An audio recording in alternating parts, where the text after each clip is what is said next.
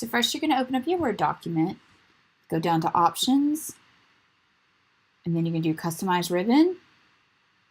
And you go down here and you're going to make sure that the Developer tab is clicked on. Click OK. On a Mac, you can come up to Preferences, and you can go to Ribbon and Toolbar, and then just come down here and make sure the Developer tab is on. Click Save. And you can go now up to the Developer tab, and you're going to go over to this little symbol here. Click the Legacy. You can click Restrict Editing.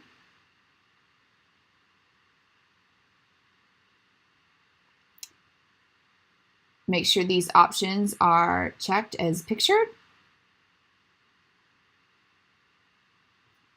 On a Mac, over in the Developer tab,